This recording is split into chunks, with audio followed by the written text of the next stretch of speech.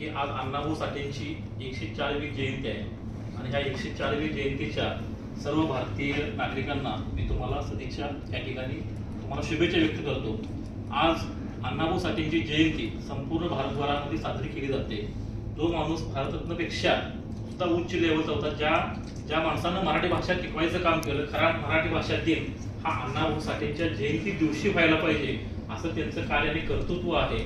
अण्णाभाऊ साठेंनी रशियामध्ये जाऊन छत्रपती शिवाजी महाराजांचा पहिला पोवाडा त्या ठिकाणी गायला आणि रशियातल्या लोकांना छत्रपती शिवाजी महाराजांचा खरा इतिहास कळला, परंतु भारतीय लोकांना छत्रपती शिवाजी महाराजांचा खरा इतिहास पोहोचला नाही, ही दुर्दैवाची गोष्ट आहे। जसं शिवाजी महाराजांचं त्यांनी चरित्र रशियामध्ये जाऊन सांगितलं, शिवाजी महाराज हे निर्व्यसनी होतं, तशाच पद्धतीनं आपल्या संस्थेच्या माध्यमातून व्यसनमुक्तीचं काम संपूर्ण भारतभर आपण व्यसनमुक्त भारत अभियान आपलं हे काम आपलं चालू आहे।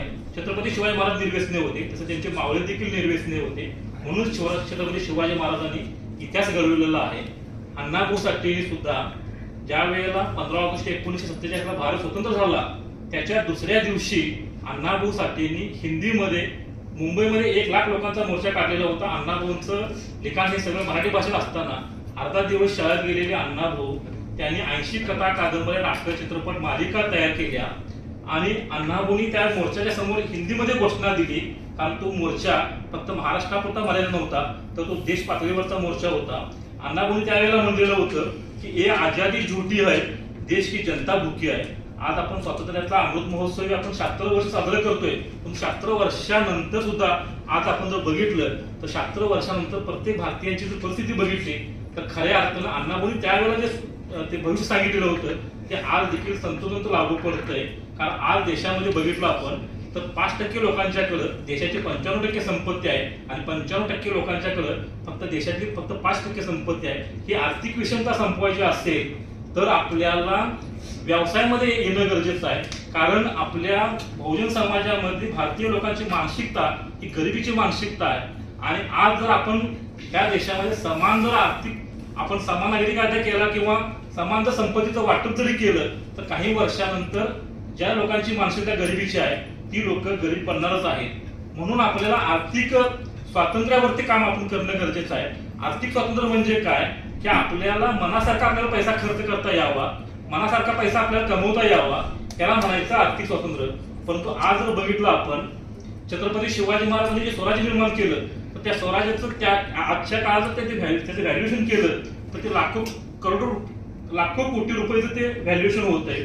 त्याचबरोबर ह्या माणसांची एवढी मोठी स्वप्न होती, त्याचबरोबर अण्णाभाऊंनी ज्यांना आपलं गुरु मानलं किंवा प्रेरणास्थानी मानलं, जे का बदल घालून गाव सांगून गेले मग भीमराव असे अण्णाभाऊ साठेंनी म्हणलेलं होतं।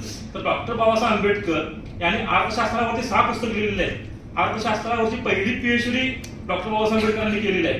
द प्रॉब्लेम ऑफ रुपीज हा ग्रंथ त्यांनी पहिला अर्थशास्त्रावरती लिहिलेला आहे आणि त्या ग्रंथावरती रिझर्व्ह बँक ऑफ इंडियाची स्थापना झालेली आहे। हे आपण अभिमानानं सांगतोय, परंतु आज भारतातली लोक जे बाबासाहेब आंबेडकरांना आपले प्रेरणास्थान म्हणतात किंवा बाबासाहेब आंबेडकरांचे जे अनुयायी आहेत किंवा जे बाबासाहेब आंबेडकरांचे भक्त आहेत त्या आज या देशातल्या लोकांची आर्थिक अवस्था कशी आहे, म्हणजे जागतिक लेवलचे अर्थशास्त्रज्ञ अर्थतज्ञ असताना देखील आज बहुजन समाजाची अवस्था ही आर्थिक बिकट झालेली आहे। आज लोकांच्या गरजा पूर्ण होत नाहीत। नोटबंदी नंतर किंवा लॉकडाऊनच्या नंतर लोकांच्या स्वप्न मिळालेली आहेत, लोकांच्या गरजा पूर्ण होत नाहीत। म्हणून आज आम्ही या ठिकाणी आर्थिक स्वातंत्र्यावरती आज अण्णाभाऊ साठेंच्या जयंतीच्या निमित्तानं आम्ही हे आर्थिक स्वातंत्र्य मिळवण्याचं अभियान आम्ही हाती घेतलेलं आहे आणि हे अभियान आपल्याला पूर्ण देशभरामध्ये आपल्याला पोहोचवायचं आहे।